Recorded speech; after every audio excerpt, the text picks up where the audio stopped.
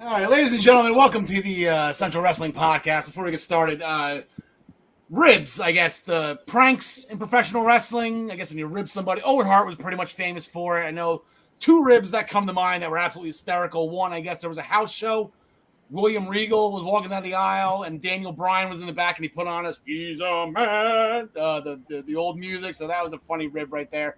Another one was the British Bulldog, Gary. He put, I guess, dog food. I guess he made Vince McMahon sit in dog food as a rib, and I guess Vince ribbed him back by making him tag team with Lex Luger for 6 months in 1999.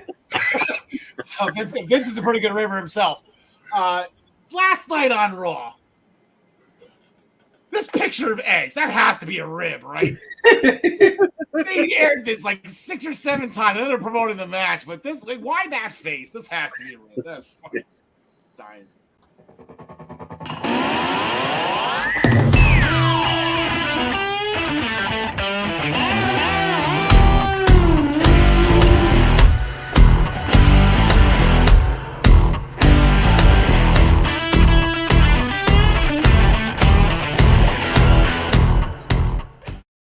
Ladies and gentlemen, welcome back to the Essential Wrestling Podcast. My name is Karl. I am your host of Misinformation, along with my band of merry men, and we are powered, as always, by the Eastern Observer. You can taste the power. I just finished my power. I got to refill my power. I should have been doing that during the end show. Joining with us, as always, on the bottom part of our screen, the first ever PWP champion, the living legend, John DeConnie. John, got a bone to pick with your brother. As you can see, I'm wearing the t-shirts. I run a cornhole tournament every summer. Not every summer. This is the second year we did it. Your brother decided to show up and beat me in the first round of the second part of the bracket. So, not too happy with your Hollywood brother, Chris DeConnie. It happens. He'll surprise you every once in a while. Yeah, more of his partner than him. But then again, me and Steph really didn't shoot all that well. Anyway, on the top part of our screen.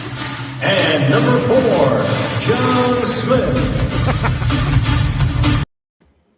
John, how's everything going today, pal? We missed you this week. I know you celebrated your birthday. You were away with your friends and family and loved ones, getting groceries and whatnot. How was your birthday?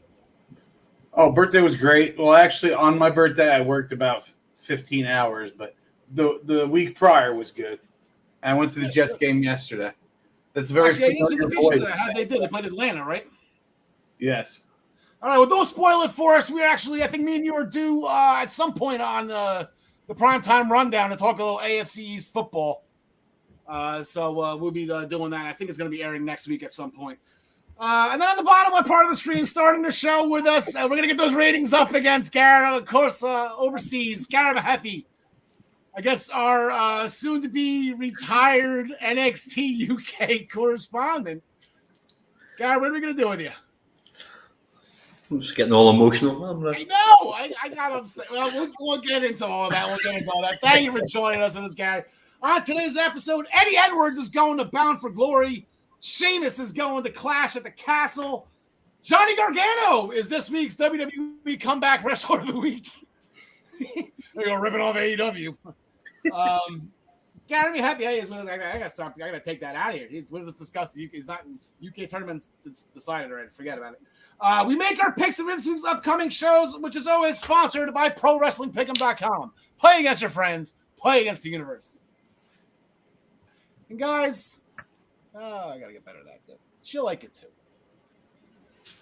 We're going to main event our show with the championship unification match between CM Punk and Jon Moxley tomorrow night on Dynamite. We're getting that one early, boys. Kind of shocked everybody. Here are the Raw roll-ups heading into last week's action. It's been a little dry, been a little stale as of late. We picked things up a little bit, though, this week. So let's see what comes of that. We're going to current jerk our show with NXT Heatwave. Gary, maybe, I know you're from Ireland, but we kind of just group you all together with the British. I was reminded of Paul Revere last Tuesday night. The British are coming. The British are coming. The British are coming. We're going to start with NXT UK. With NXT and Heatwave with this whole NXT. We're going to get to in a second. We're going to cover all the other stuff first because it was a great night of action. Triple H was on Twitter all day Tuesday. Looking forward to all this. John DeConnie, the show opened with a North American Championship match. A match that I know everybody was looking forward to. That guy was almost calling him Fabian Eichner. That's push-ups for me. Giovanni Vinci. He got his title shot this time. He got snuck by Nathan Frazier a couple of weeks ago, but this match did not. None of this. I think that's my little trademark phrase. This didn't disappoint. None of this disappoints. No, it most certainly did not, and it had plenty of Trick Williams being annoying at ringside, and yet Mello and Vinci got a chance to show what they could do, which we kind of already knew. They both can really go. Match went a little over 13 minutes. Vinci hits a beautiful double springboard moonsault, but once again, Trick is there to put Mello's foot on the ropes. Then Vinci he picks him back up. He's continuing. He's ready to scoop him up for that, what I've been calling the Revolution last ride. But Trick Williams actually gets in the ring. Like, this is going to be a DQ. Well, he doesn't get a chance to lay a hand on Vinci. Vinci gives him the spinning last ride. Then he goes back to Mello, gets ready to set up for it again. But Mello reverses out of it with a Hurricane Rana, hooks both legs from behind, and cha-ching, with a Raw roll-up, he retains the North American Championship. Right out of the gates hot with the Raw roll-ups last week. Yeah, buddy. Awesome.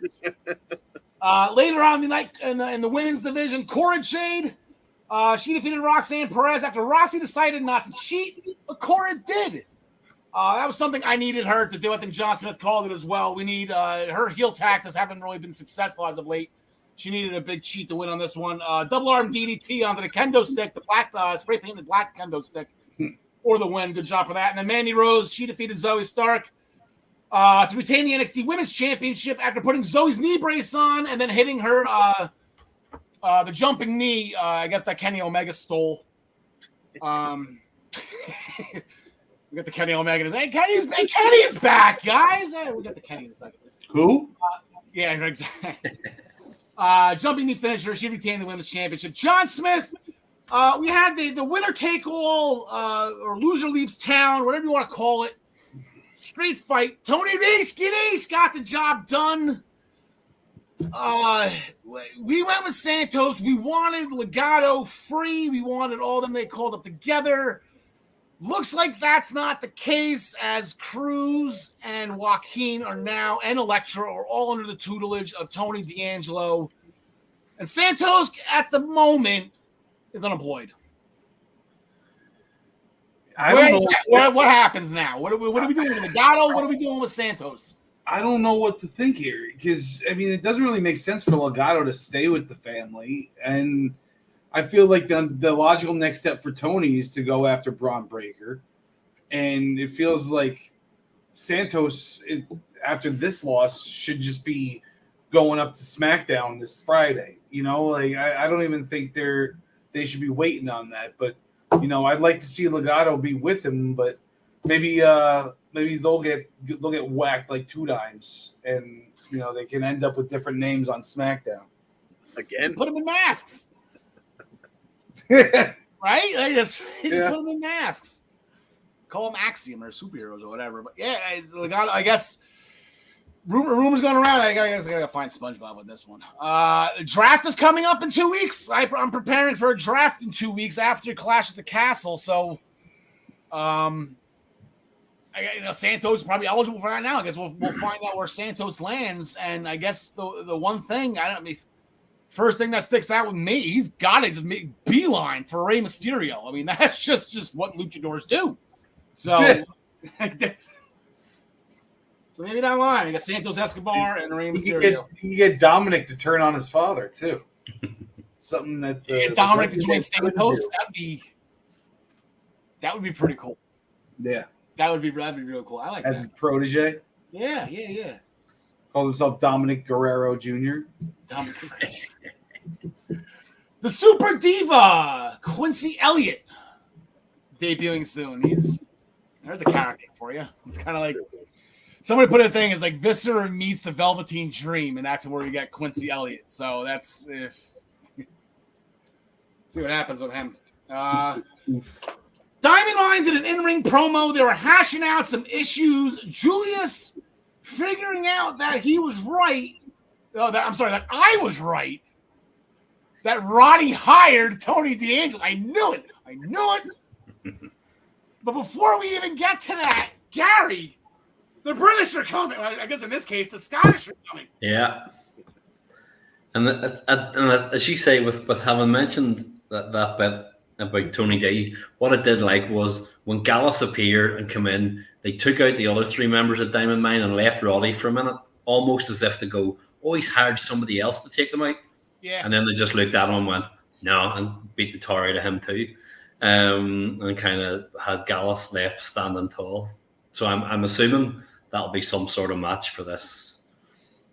Yeah, eventually down the line, but I think the first things first with Gallus, and there was a backstage segment with Briggs and Jensen saying that they're gonna get some pay on Brittany Tedley, but then here comes Gallus. Took notice of them, and if you thought Pretty Deadly was pissed off that these two have the UK tag titles, Gallus is furious that Briggs and Jensen. Gallus is the longest reigning UK. I know they had the pandemic stretch where there was no UK, but they are the longest reigning tag team champions.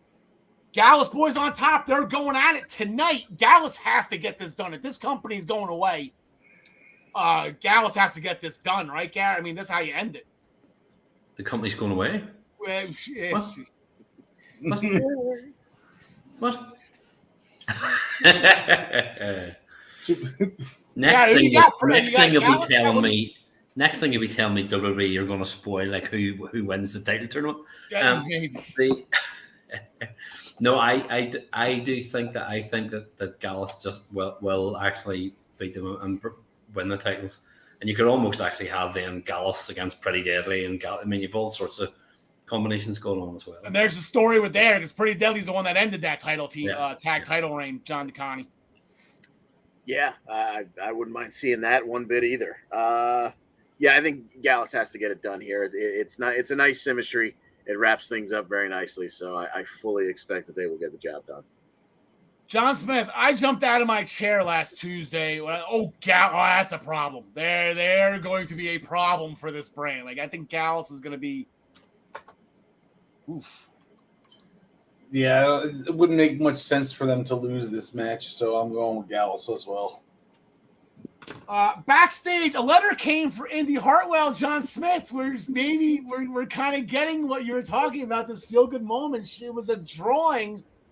What is it, Index Forever or something like that? It was from Dexter. He's not forgetting. But with that comes Blair Davenport.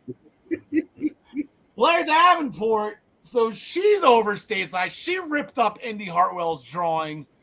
Nothing was scheduled with those two, but now we got Gallus running around. Now they got Blair Davenport running around.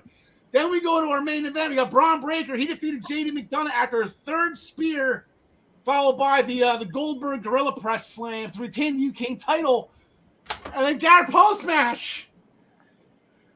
I had spent so long avoiding the spoilers. I had not seen anything just so that I could try and sound informed. I was like, no, I'll avoid them all.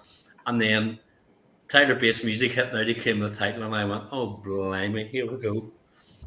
But I mean, I'm glad to see it, and it'll be a good match, and I'm glad to see Tyler Bate getting a chance on the main roster. Well, over stateside, but yeah. And the funny thing is, if you go on Wikipedia, they showed it all over. Like, he won the title on July 7th. It's August 23rd right now.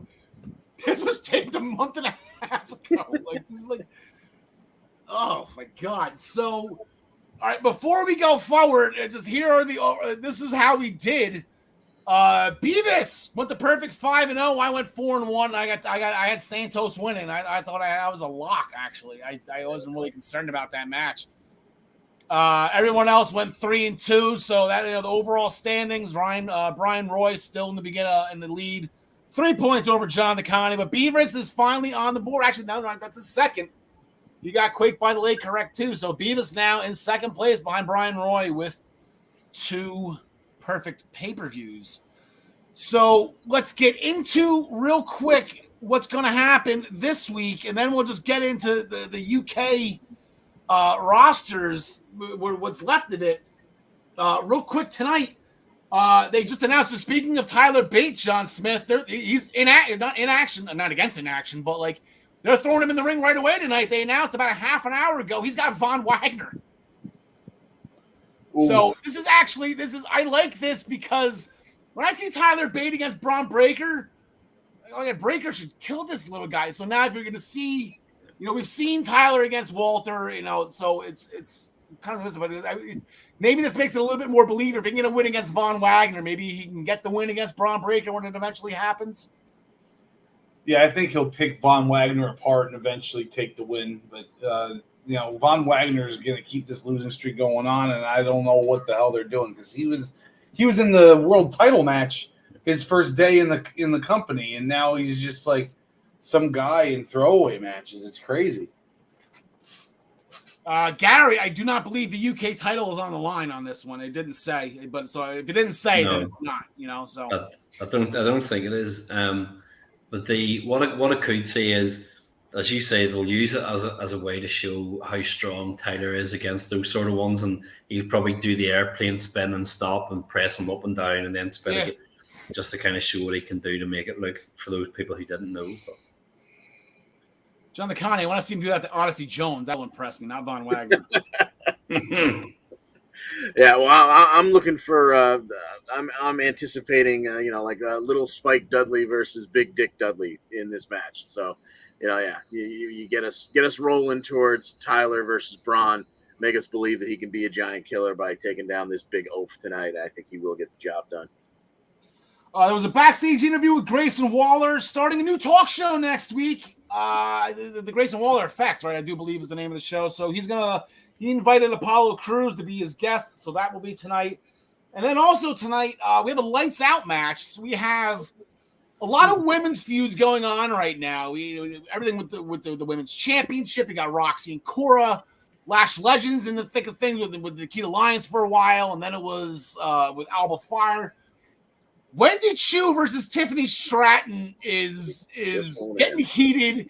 This is the third of it. They gave him a trilogy, and they've actually all been very good. So I'm actually happy these two are going to have their grand finale. I'm thinking it's going to be a lights out match. They did a video package of both of them. They're both sick of each other. They're both obsessed with wanting to hurt the other, and they both want this to end. So this is going to happen tonight. No signs of Mei Ying yet, John Smith. Lights out though. It could be like a soiree, like a portal, like Tiffany Stratton will, they'll have a taped background segment, and then when Tiffany Stratton goes through into the live, the lights will go out and they'll come back on. It's her. It's Mei Ying, and then that's how the ass kicking will commence. I'm not totally convinced that the Mei Ying thing is coming back. So I don't think that's gonna happen.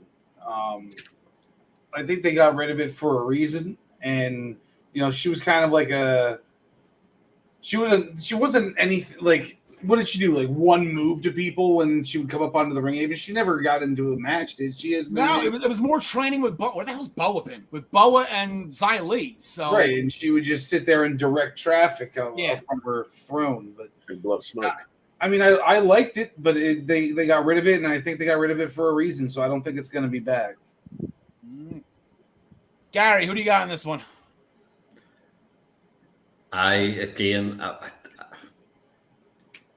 Who is it?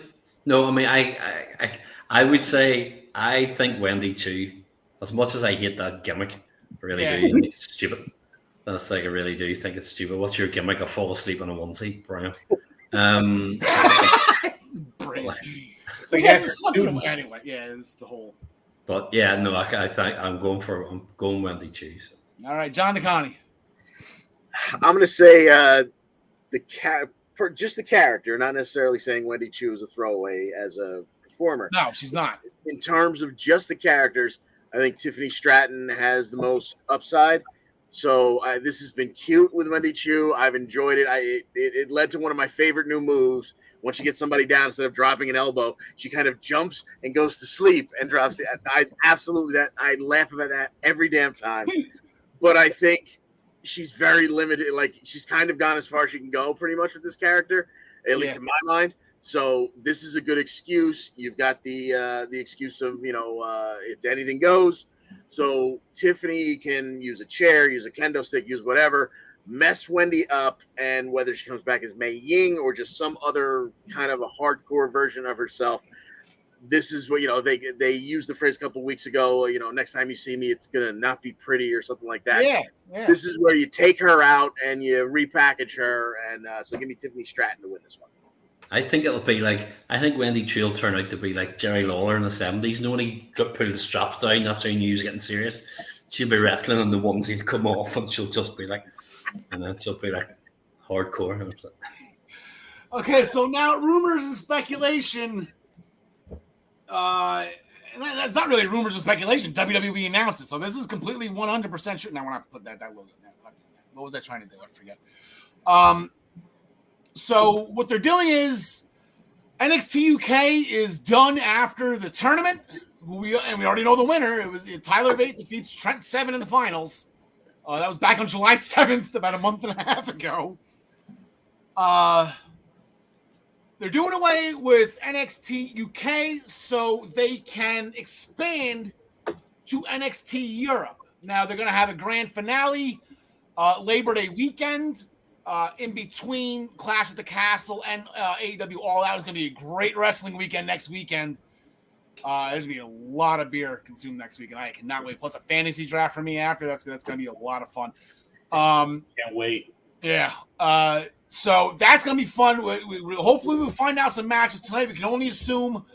I don't know if it's going to be a championship unification with Breaker and Bate, but they set that up last week. But then all of a sudden, as excited as we were for this Worlds Collide event and for the expansion to NXT Europe, they were kind of there anyway. We've had a Russian champion for God knows how long now, and Japanese women's champion. They started releasing people. So I don't know what. Maybe the guy. That's why we're gonna throw this to you in the beginning. This is gonna be one of those where it was and then how it's going segments. So this is where we were going into last week, and this is a pretty solid roster. They had some injuries on it. Ilya Dragunov, Rampage Brown, both injured. Ashton Smith injured. I guess Joseph Connors was fired a while ago. I guess I must have missed that one. But this is a pretty solid. You got Gal Subculture, De Familia, which is terrible, as far as their win percentage goes. Noam Dar, Trent Seven, Eddie Dennis. We got some great characters here, and then boom. All these guys have been released. And they will do the same thing with the women. You got a solid women's division. I'll put these 5 up against an NXT 2.0 team. You give me Blair. You got Miko Satomura in a champion. She would destroy Mandy Rose. Then if you give me Blair Davenport, Effie Valkyrie, Zaya Brookside, Isla Dawn, any one of those, Ginny, give me those against any 5 and then boom, they're all gone. And my heart is broken, Zaya Brookside. Are you kidding me with this? So, Garrett, how it's been? Where's it going? As our NXT UK or NXT Europe correspondent? Congratulations. You have to cover a continent now. Your pay rate will be doubled, as per Joseph Kennedy Jarzenka. What do you make of this? What's going on? I mean, I guess everyone else is going stateside, correct? I mean, Gallus, Flair, and Tyler are there. I mean, I was in touch. Whenever they cancelled or postponed the last set of tapings, like about a week and a half ago, I had messaged I was going to say somebody from within the NXT UK roster, but they're fired now, so it doesn't matter. I messaged Mary Grace and went, "Oh, I see they've cancelled the tapings." And her response was, "Don't believe everything you read." And I was like, "Oh, okay, right, what's going on?" And then obviously it came out NXT Europe was happening, and there's been I know some of the roster were a bit dubious that NXT Europe is actually going to happen because for all it would have cost to keep them under contract, but I'm putting my business head on going, if you're not going to start possibly, let's say March, hopefully before it, but say it ends up being as far as March, you go 6 months of paying them not to represent your company to go and wrestle wherever you want. Okay, it's maybe only going to cost about $10,000 a person for 6 months, but at the same time, it's $10,000 a person for 6 months, and they're not doing anything for you. Yeah. So some of them will get picked up, some of them won't, I would imagine. But But a few of them will. I would say get picked back up again. But Shaw, you gotta get Shaw back. I mean, come on. He's in the best. Bomber Dave Mastiff. There's nothing sacred over there, Gary. How do you fire Bomber Dave Mastiff? I know. I mean, the interesting thing was there were a couple of ones that got released, like Ashton Smith, who's injured. A couple of ones who were injured got released, and then Rampage Brown didn't. And I was like, oh, okay. And I'm not sure when he's due back, but obviously they looked at a couple of them and thought, oh, we'll fancy them. We could try something with them. And I was all day when the names started coming out, and Al, I'm blaming you for this, right? Rubbing off on me, so to speak. All day as the names came out, I was like, please not Noam Dar. Please not Noam Dar. Yes, actually, I know, right? I was hoping not Maida Grace. I'd actually text her and went, please tell me they haven't released G2. But I was sitting going, please not Noam as well. And then nothing. And so I'm assuming he's not, or hasn't been. And he'll be being used. I kind of half expect him to just have a Supernova Sessions on 2.0 some night. Will just kind of come up and then. But it's gonna be a strange one. But actually, the one that interests me the most out of everybody is Meiko Satomura. Is what they do with her. Is because obviously Blair Davenport's gone over, and the rumors are that Jenny's heading, saying Isla Dawn's coming in theory soon. Aoife, I would hope, and Stevie Turner, they obviously see something.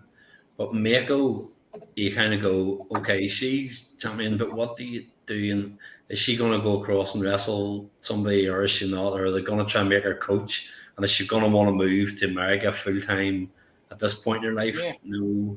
So she's the interesting one for me. And she's married to Minoru Suzuki too, right? Yeah. I know we get excited about like people like couples and stuff like that, but I think those two are just awesome together. I didn't get Minoru Suzuki and NXT. Oh my God.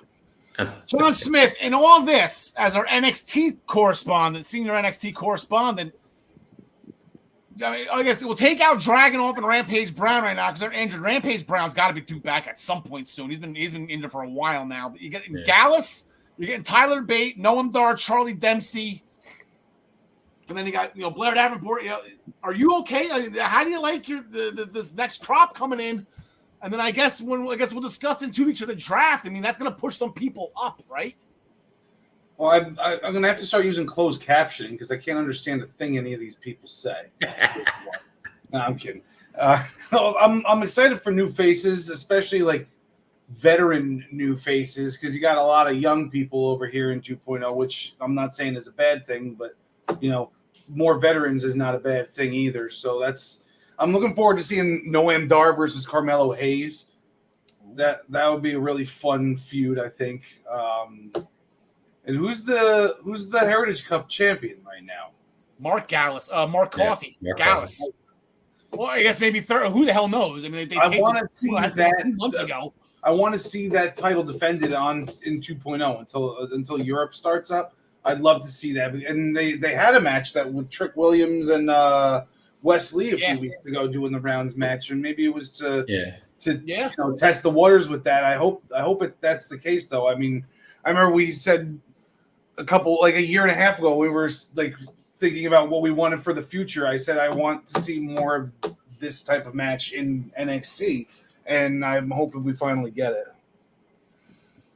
John DeConnie, the Heritage Cup's being defended this Thursday. It's Noam Dar. Hopefully he wins it back against Mark Coffey. I guess 2 questions for you, John DeConnie. I guess the first things first, I guess, do you think these titles are sticking around, or are they just going to unify everything and then just start fresh with a new NXT European champion? I believe that title was our WWE European champion. I assume my thinking, and I don't have as rich a history with the UK brand as you and Gar, but my thought is that this is going to lead probably because Meiko's got the title. I assume Worlds Collide, she's going to face Mandy Rose. And, they wanted to get I think Meiko was ready to go back home to Japan, months ago before Blair got hurt. So you're going to have Blair in there. You throw in whether it's Cora or Zoe if she's not broken again. You make it a fatal 4-way, and you kind of put those 2 titles together. They remain as the NXT Women's title. So, like you said, you start fresh. That'd be my guess. But I think that'd be a hell of Fatal 4-Way. All right, Gary, one last question, and then we'll move forward. You mentioned you bring these people back. Who are you bringing back here? Who would I bring back in this for Europe? Yeah. Sam Gradwell, Jack Stars, Subculture. I'm not sure about Tiger Turan. I'm not sure about Dave Mastiff. I wouldn't bring Wild Boar back. Trent Seven, I'm shocked is gone. I wouldn't bring him back. I think he's too old. Well, I'll bring him back as a coach. Yeah. De Familia, I would have. Kenny Williams, no, I could take or leave. Primate, no. Connors is away, no. Shy, yes. Eddie, no. T-Bone, no. Saxon Huxley, definitely no. But yeah, nice guy. But and retweeted one of my tweets when I sent out a message about Myla Grace being available for bookings. He was very, very kind of him to retweet it. But and of the women, Amal, I bring back all of them. Amal, you have to. Even Nina Samuels was growing on me towards it. I thought she was great. Yeah. Eliza Alexander, I would. Zaya Brookside, yeah. Aaliyah James, maybe. Same with Angel Hayes, one of the two of them. Myla Grace, just make her SmackDown Women's Champion. No. Myla, I'd bring back. Danny Luna, if you were bringing back all the subculture, yes. Millie McKenzie, I don't think will go back. No? That's my thinking. But all right, so we'll just John DeConnie, John Smith, we'll give you a quick break here for a second. And get loved ones, groceries. So Gar, So the cornhole tournament. Yeah, I had a cornhole tournament this weekend, yeah. Very good. Beautiful weather. How's the weather out by you going? Good? It's a bit dark now, but it's been okay. It's been, Good. Yeah, we finally got some rain here. We were in a drought for a while. We didn't have rain in a while. We needed that. Yeah. All right, Garrett, thanks for joining us this week, pal. We appreciate you coming on. I guess enjoy the Heritage Rounds matchup. We'll keep on. For those who know that Gary's he's got a huge following for us. We will have Gary on. He will be covering NXT with us, maybe Raw and SmackDown if it permits. I know next week we're going to open probably with Punk and Moxley. So, but Gary, thank you so much for joining us late night, overnight, and enjoy NXT tonight. I know I'm with you. This is sad. I love the UK. I love it. Was been 6 years, I think, 2016. And then we lost a year, but it was everything I wanted it to be, and I was happy about it. And Hunter, we trust, and we'll hopefully it gets bigger and better. Yeah, here's hoping. All right, Gary, have yourself a good night, pal. See you next week. See you later. We bring back in John Smith. There's nothing to talk about with Gary. It's a little shame. I'm gonna miss NXT. John Smith, did you ever end up watching any of the UK or? I randomly would watch here and there, but it was just. I mean, even though I'm on this show, it was just like never really on my radar. It's Thursday afternoons. I work during the day. Obviously you can watch it whenever the hell you want, but it just never really. It never hooked me for some reason. All right, so last Friday night we actually had episode 1200 of SmackDown. Congratulations! I remember episode 1 very well. Triple H beating The Rock. Rock going in for the People's Elbow. Sweet chin music by special guest referee Shawn Michaels. And I don't say DX was reformed, but that was a good moment in the moment of those two. Anyway, so we main event of the show. It was Roman Reigns. We main event with the face-to-face, but earlier in the night, Roman asked to speak to Sami Zayn. And you said the look, oh my God, Sami's mannerisms are great. Sami he's excited, nervous, So they went in, he asked Sami how he was doing. Sami complained about Jay giving him a hard time. I'm like, oh, damn it, Sami. Just 5 seconds in, he already put his foot in his mouth. You don't complain about that anyway. Roman agreed with him, though. Jay was ungrateful for Sami taking the Claymore for Jay last week, and Roman agreed. Jay's very ungrateful. There's a lot of setup here. The Usos are stuck at the border. They won't be at SmackDown. Unfortunately, I do know the reason why. They are not allowed to be, or specifically one of them, Jimmy, is not allowed to be in the country of Canada. So, need to have a valid driver's license. So, Usos weren't in Canada. And then Roman asked Sami to deliver a message to Kevin Owens that Roman doesn't know anybody anything ever. So, I know KO went on a little bit of a rant and had Roman Reigns in his mouth. Not last night, but the Monday before with the whole Drew McIntyre thing. So I know those two don't like each other to begin with. They had a very long feud. I do believe it was last year going into the Rumble, the 2021 Rumble during the pandemic. I missed the Thunderdome. They fought all throughout the Thunderdome. So they had a face-to-face with Roman Reigns and Drew McIntyre in the main event or the last segment of the show. Roman was flying solo, so Drew wanted to fight. Sami Zayn appeared, took another Claymore for the Bloodline, pushed Roman out of the way, took one to the face. Roman set up for the spear, but he ate a Claymore anyways. But Roman, I think, slowly but surely, I guess maybe Sammy's winning him over. Maybe there's going to be some dissension here. Who knows? Future tag champs. Roman Reigns and Sami Zayn. That'd be awesome. Leading into that, also, there's a video promo with Karrion Kross. Not exactly sure what the hell he talks. I don't know what the hell he says. He's like Miro. Something with McIntyre or Roman being the chosen ones, and he is adamant that they are wrong. So, Karrion Kross not on TV screen, this is what he was on, not in person, but he had the video package. John DeConnie, we had a going back to Sami Zayn. Sami Zayn in a very important match that Roman Reigns had discussed. A little piece of the puzzle that the Bloodline's missing is the Intercontinental Championship. Good luck trying to get that off Gunther. But, Sami was in a number one contenders match. Do you actually have a chance to fight Gunther at Clash at the Castle? Yeah, this was right around the midway point of the night, and it technically, I mean, let's be honest, that was the main event of the night. That was an almost 25-minute match. You had Sami, you had Madcap Moss, Happy Corbin, Ricochet, and Sheamus in a fatal five-way. And it was exactly what you'd hope for in there. You had some big men slapping people around. You had some high flyers doing a lot of jumping around. You had the hometown boy Sami, who was getting lots of love from the Montreal crowd. That was the one in Montreal. Yeah, that was the Montreal show. And then Sami gets hurt. Like 3/4 of the way through the match, Sami gets hurt, gets walked to the backstage area. So you're like, oh, okay, Sami's out of this one. So put my head back on straight. I think I know who's going to win here. And then 5 minutes later, Sami comes back out.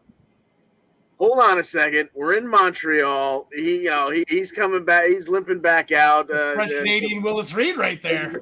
I was trying to come up with the name in my head. The Willis Reed reference. I'm like, oh my God. He's back in the ring. He hits the haluva kick. Oh my God, this is going to happen. And then he gets yanked out of the ring and off the cover by Corbin.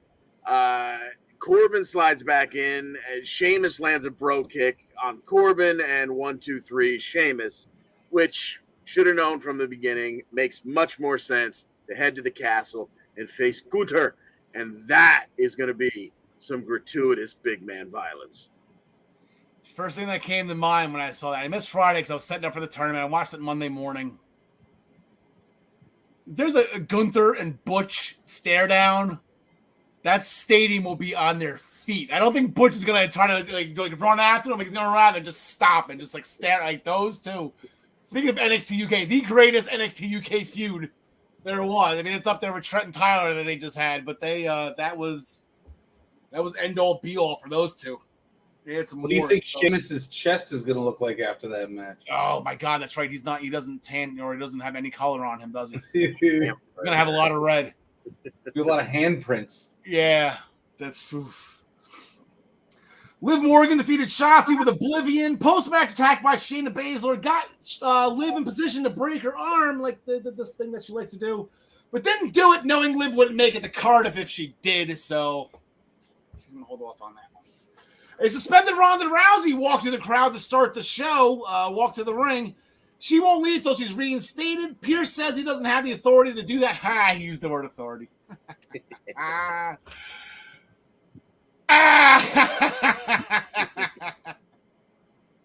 Oh, we got a comment. Jags! Wow,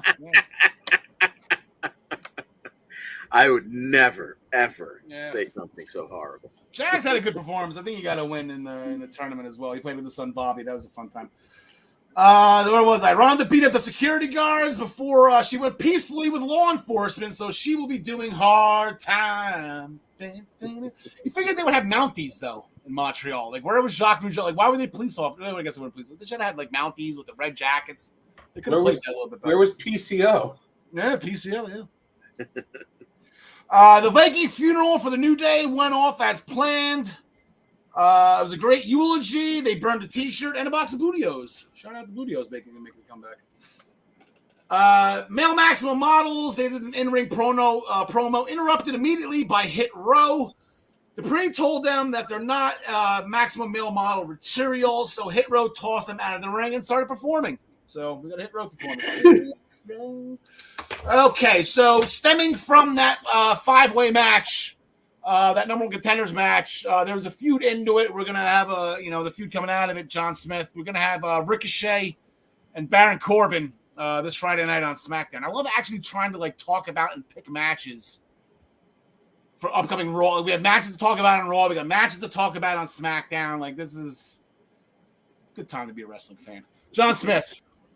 Man, to be honest, I'm not really looking forward to this one. But no, I've never been a Ricochet guy. I don't know. He just seems so generic. I don't know. I can really get into it if you want me to, but no. I'm gonna go with Corbin on this one. All right, John Connie. I like the losing streak Corbin is on, so I'm going to say it continues. Give me Ricochet. It's not something's got to give with one of these two because they're both, we're on the downtrend going into each other. So it's something, I guess it doesn't have to be a winner, but there you go. No contest. There you go. There's your answer. Either one win. There was a tag team championship tournament match where Toxic Attraction, who filled in for an injured Zoe Stark, and a not allowed in the country, Nikita Lyons, found that out today, according to Uncle Dave. Where is it? According to Uncle Dave, I guess Nikita Lyons wasn't vaccinated, so she's not allowed in Canada. We're still on that BS. Oh my God. So she even with Zoe Stark was fine. This match still wouldn't happen. So they subbed in Toxic Attraction, who got the win. JC Jane with the blind tag, rolling up Natalya while Natalya had the sharpshooter on Gigi. Check went off for JC Jane. First night on a job, she gets it. But then Gigi Dolan gets hurt. Now Toxic Attraction's out. Now they're going to have a fatal four-way. We'll get into that when we talk about Raw, which is coming up now. But we'll get into it on the main event, the end of the segment, the Tag Team Championship Tournament, because now Toxic Attraction is out. So we go from SmackDown to Raw. Show started off with another brawl. I'm actually enjoying the way they showed last. It was The Miz and somebody 2 weeks ago. It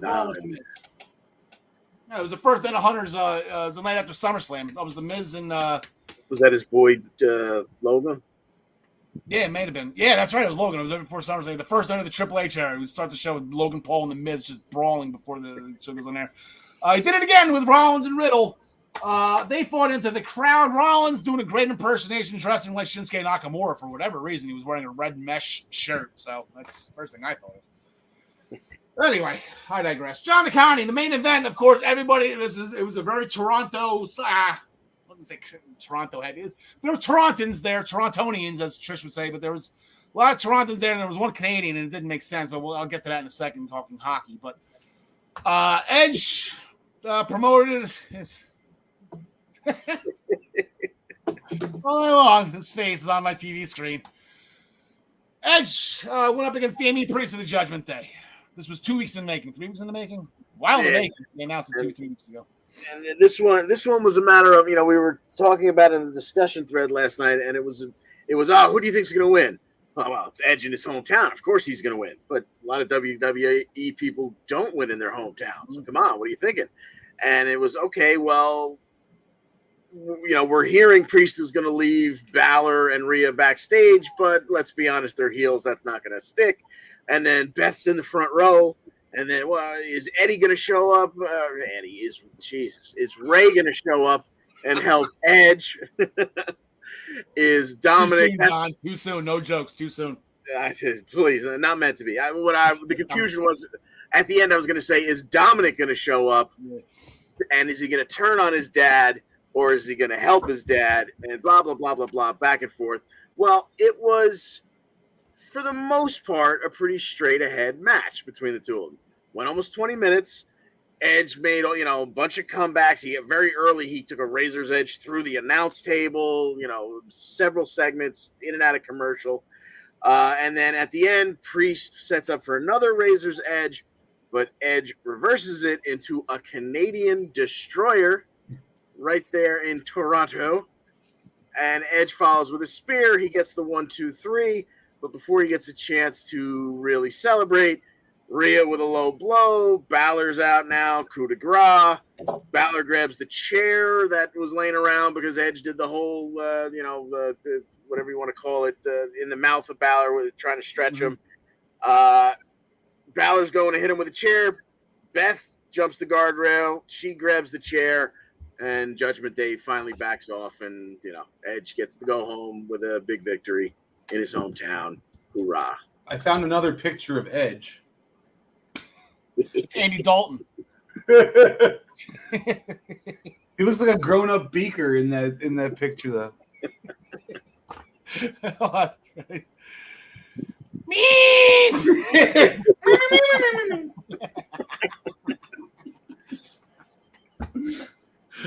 Oh my god. Beth Phoenix versus Rhea Ripley. That sounds extremely intriguing to me. We can get that one to the big shot. I'm not sure it's going to be at the Clash of the Castle. I don't know what's in October. Maybe is it Extreme Rules? Is October? Not so Extreme Rules. Not so Extreme Rules. It's not a horror show. Beth Phoenix and eye for an eye. Beth Phoenix versus. Oh Jesus. Alpha Academy was looking to recruit some new members. They took some shots at the Leafs. They could have went a lot. If Gable, I think, knew anything about hockey, you could have went a lot deeper with those Toronto Maple. The Toronto Maple Leafs are the football, the hockey version of the Dallas Cowboys. You can kill. Yeah, when the last time the Leafs won a playoff series, it's just like you can kill them anytime and their fandom is so loyal, and it's just Anyway, took some shots at the Leafs. So Alpha Academy held an open challenge. So here comes Kevin Owens, John Smith, who's from Montreal. So he's definitely a Montreal Canadiens fan.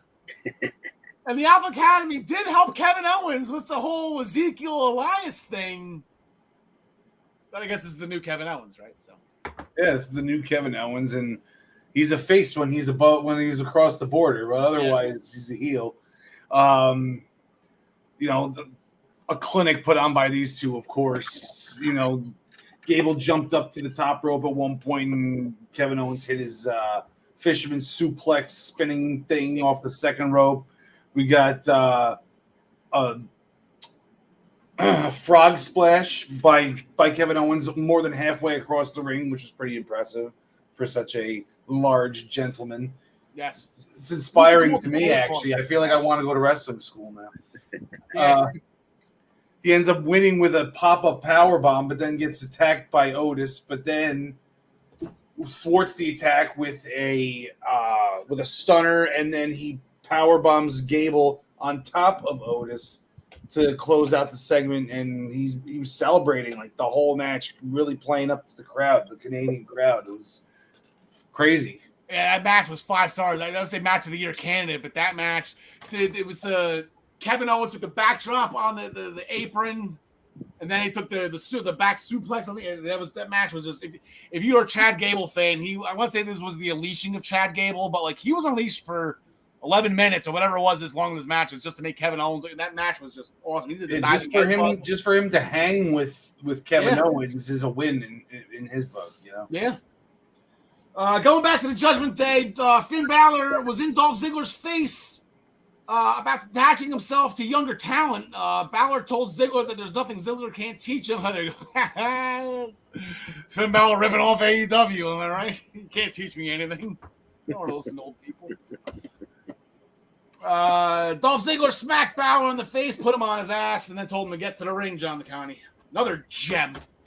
Yes, exactly. Balor and Ziggler going at it for a little over 13 minutes, and it was the perfect back and forth between these two. Yeah, I mean Ziggler is well established in the WWE, but it's not like Balor's a rookie. There's a guy with a deep history even before he gets to WWE, and he's been around WWE for quite a while. And these two just back and forth went at it, and then of course. The outside interference, they got the ref turned around, and Rhea hit a forearm shiver, and Dolph stumbled right into 1916 from Balor, and it followed with the coup de grace. 1, 2, 3. Balor gets the victory. Yeah, you know what? A lot of the Triple H. I forgot to put something up here. Give me 1 second. A lot of the Triple H guys, especially the NXT guys, Ciampa and now Shayna Baszler. A lot of this Triple H guys. Dolph Ziggler is not a Triple H guy, and Dolph Ziggler has been shining since Hunter took over. Like, I don't know if anyone else has noticed this. I mean, I don't think he hasn't been winning. He lost to Theory, but he main evented with Austin Theory last week. Like, what the hell was that? And then he just put on a gem with Finn Balor. Like, Dolph Ziggler is showing up, and he looks happy. He looks like he's ready to perform. Like, he looks rejuvenated. Well, and that can only mean good things. When it comes right down to it, yeah, Triple H is going to have his guys that he helped, kind of stir them and put them in the oven and make them what they are today. But when it comes right down to it, I think what Triple H really likes is talent. So, guys who can go and can talk, and not just, hey, you've got to look and either you can talk or we'll make somebody talk for you, and then we'll worry about that pesky wrestling thing later. Mm-hmm. He likes guys who can go, and Ziggy, say what you want about him. He's always been able to go. Speaking of guys who can go, Johnny Gargano returned last night on Monday Night Raw. After 9 months, I think he was gone. He left in February NXT, right, for this the birth of his son. Well, he was pregnant, right? Yep. Yes, he was pregnant. For 9 months. Yes, there he was. Little Quill Gargano, for all you Guardians of the Galaxy fans out there, he named his son Quill. Baby wrestling. He's betting on himself. He was interrupted by Theory, and then we got there's a Way reunion right there. I got so excited for that. Yeah. Theory wanted to do a role reversal since he's already had some success in WWE, and this is Johnny's debut. Hey, got in my bag. So Johnny super kicked him in the face. So there we go, off and running with that one. That's going to be good. John Smith, there was a tag team match. A lot of your guys involved here, and then my guy. Yeah, speaking of guys who can go, 3 guys and the Miz. 3 guys who could go, and then the Miz. That's what I meant. Good match here, but the real story here is that there was a guy that attacked AJ, which we thought was Dexter Lumis, but when the security guards dramatically ripped off his hood, it looked like a mini Shanky. I thought it was Humberto Carrillo at first. Yeah, to me, I thought it was Shanky, but like way shorter. And then it was like, okay, who the heck is this guy, and why is he getting involved? What happened to Lumis? And then all of a sudden, Lumis is behind the Miz on the other over the other barricade, puts him in a chokehold from behind, and just drags him up the stairs. And there's no security there to help because every single security detail went after the other guy. So Dexter Lumis is not only sadistic, he is smart. He's an artist. That's a decoy. Yeah. So that was if anyone knows the whereabouts of the Miz, we're worried about him. Miz and Ciampa win by DQ, actually. I guess, yeah. That's but they never announced it because they didn't want the crowd to boo. Yeah. They see, this kind of threw me for a loop. It just seemed like when Dexter Lumis was showing up, it looked like he was targeting AJ Styles, but I guess the entire time he was targeting the Miz. I guess the Miz was around all those times as well. I don't know.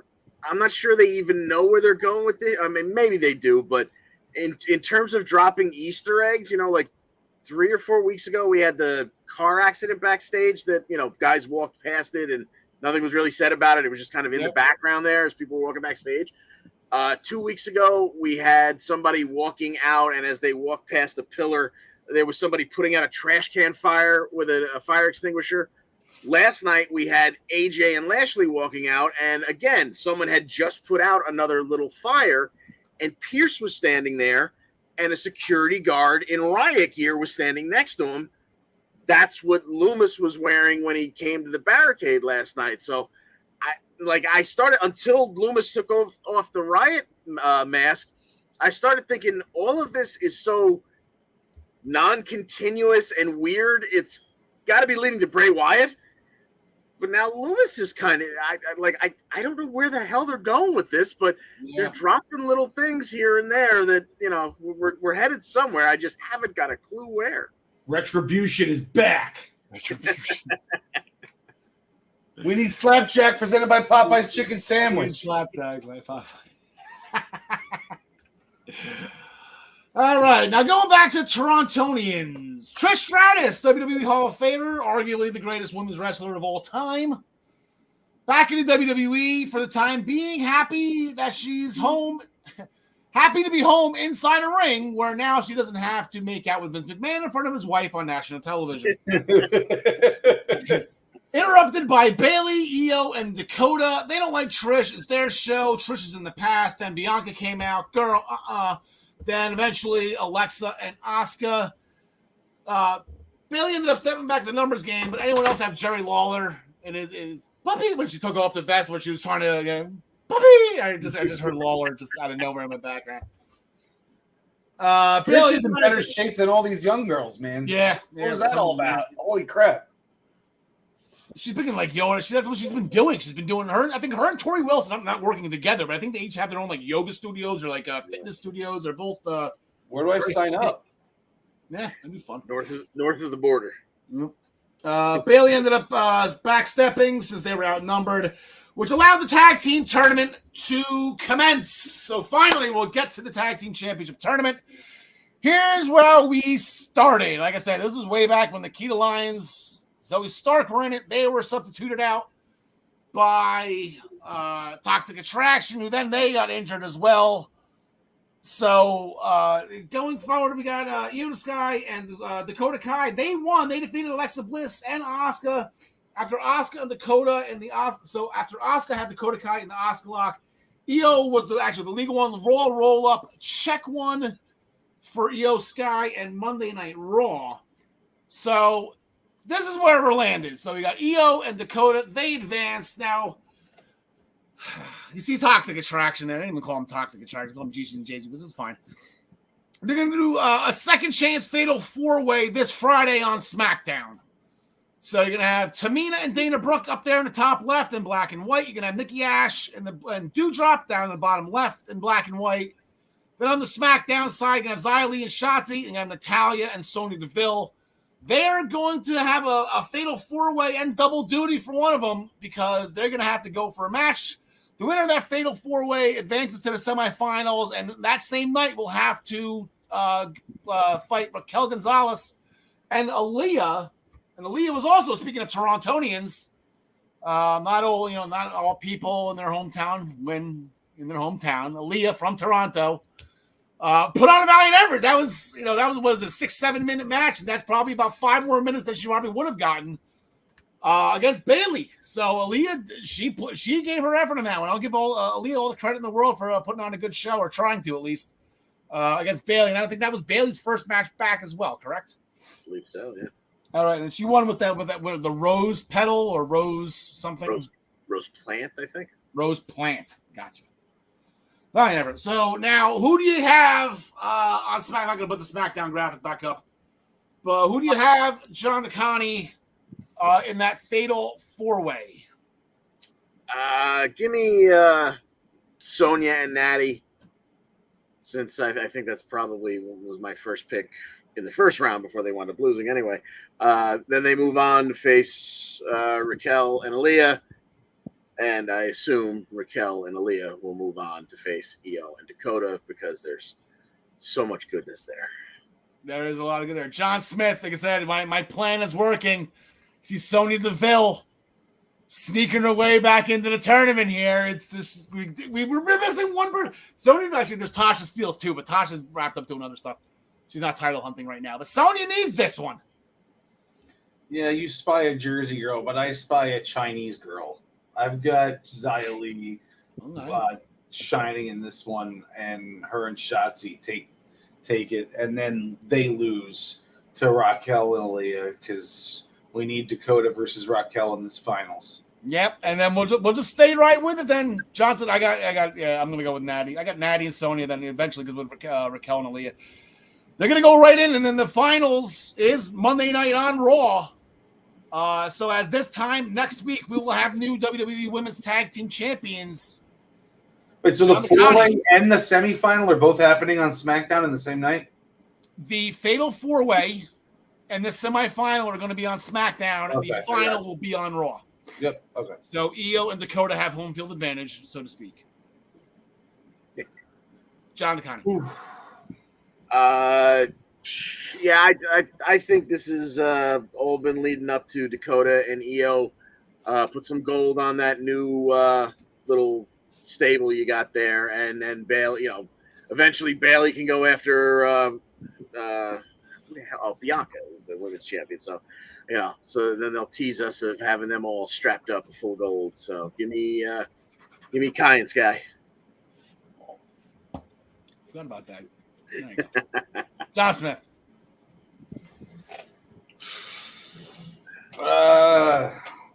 It seems like that's the way they're going with Kai and Sky, but do Alexa and Asuka get in their way? Like, I don't know. I feel like Raquel and Aaliyah need it more. So, as much as I probably would have picked. I think I picked like Kai and Sky at the beginning, but I'm switching it up, and I'm going with Raquel and Aaliyah here. Yeah, I got Raquel Gonzalez and Aaliyah winning this thing too. I just think, you know what, Io and Dakota, they already have something. Raquel's got nothing going on right now. Raquel is a Triple H girl. Raquel she ended Io Sky's historic championship reign, or the third highest, and she went on to beat Dakota Kai in the tag team breakup.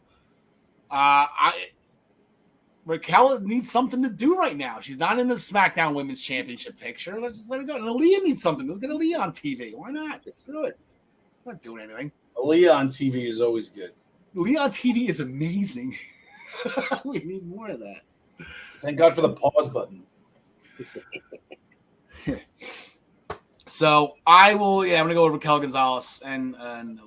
And if regardless of whoever wins that match, if that is the match, I say we're crossing. We're going steps here. But if either Io Sky or Dakota Kai or Raquel Gonzalez, any one of those three, they're going to be the first ones to win both the NXT and WWE Women's Tag Team Championships. I believe. I don't think that's been done yet. Modern day revival, female version of the revival. DT Totes. All right, so we'll switch gears. Seamless transition from Monday Night Raw to Impact, I guess. I don't know how that's seamless, but let's just do it. Sure.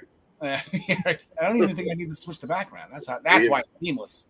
There you go. She's a logo up top and then the banners. John DeConnie, absolutely huge main event on Impact this past Thursday. 6-person elimination match. Winner gets the Josh Alexander. I guess they're not even going to do a championship match at Victory Road. So I don't know what's going on there.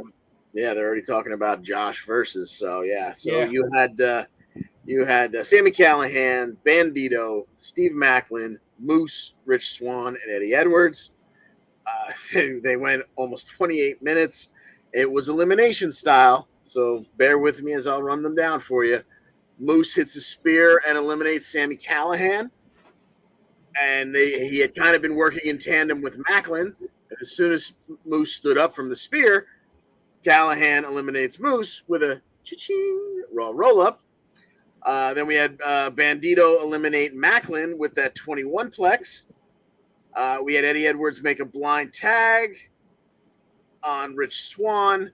Swann hits the Phoenix Splash on Bandito and thinks he's about to cover him. Edwards runs Swann into the post and eliminates Bandito with a Boston Knee Party.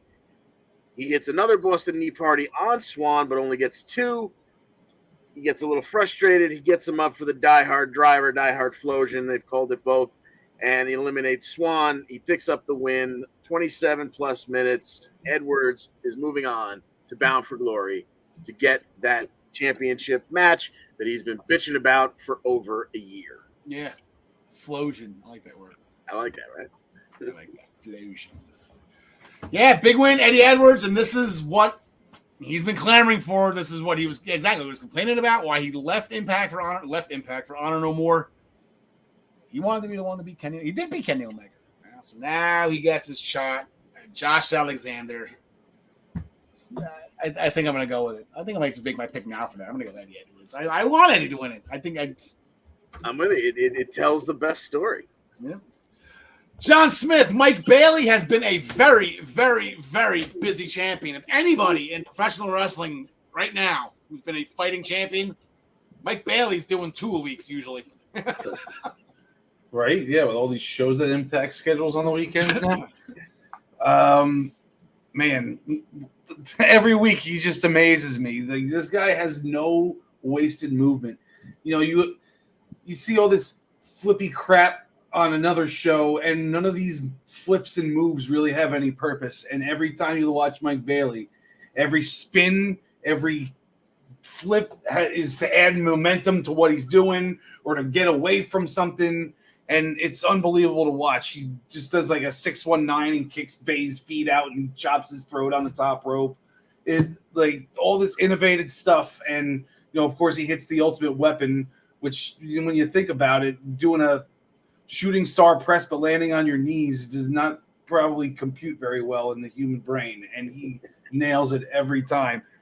And, you know, he nailed it again on Chris Bay here when, you know, I don't normally pick against the Bullet Club, but I picked against him this time because it's fat sack Mike Bailey. I got a question for you, because normally moves, I don't mean to call you out or whatever, but moves like the Eclipse you don't like because the person has to be set up in a weird position that's not natural or whatever. Do you even like the ultimate weapon as his finisher? I know the shooting star needs, that's cool, but the fact that the guy has to crawl over on all fours.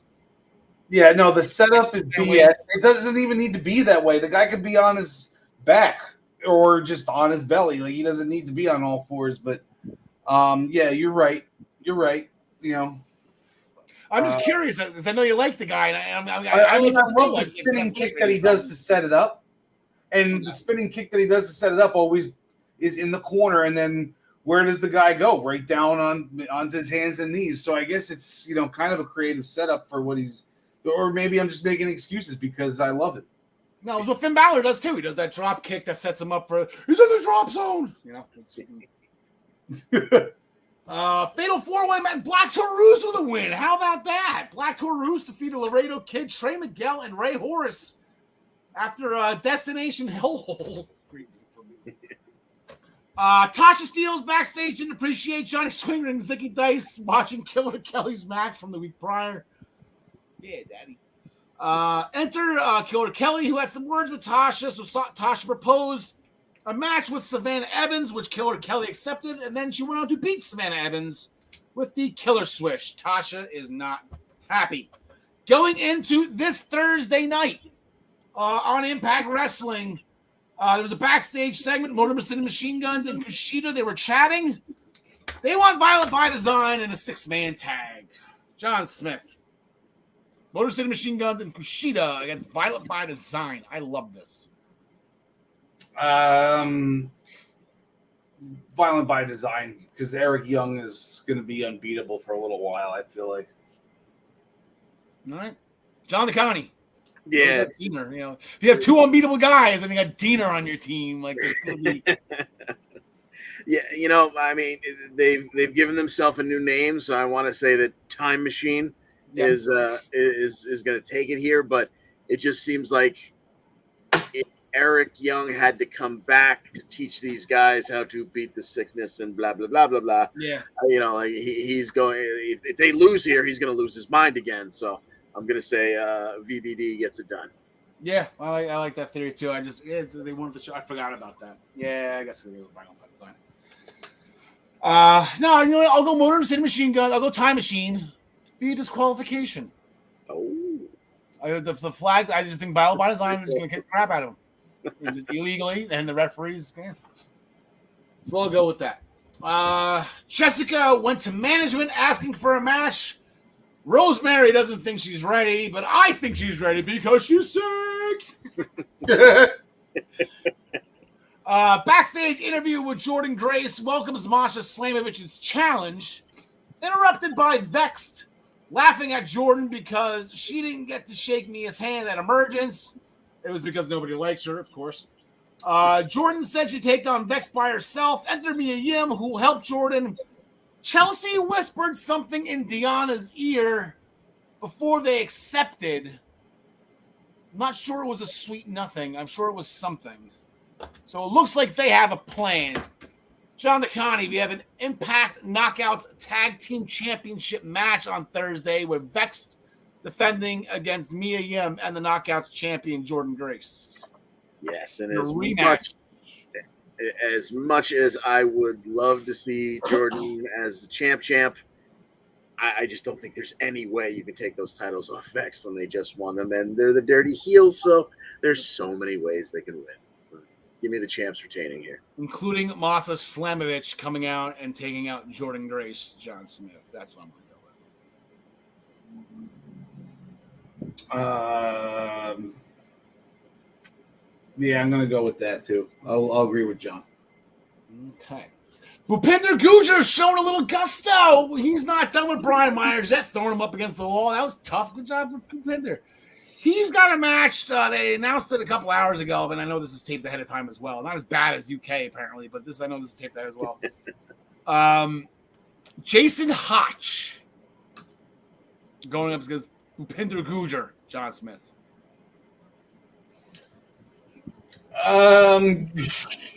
Give me Bhupinder Gujar. Bhupinder Gujar is going to be that gargoyle spear, John DeConnie.